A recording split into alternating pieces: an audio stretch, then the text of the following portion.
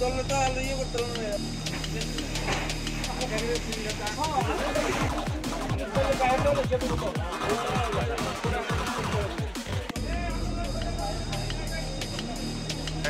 আমরা গ্যাস দিলে না পুরো বাড়িতে আগুন ধরত।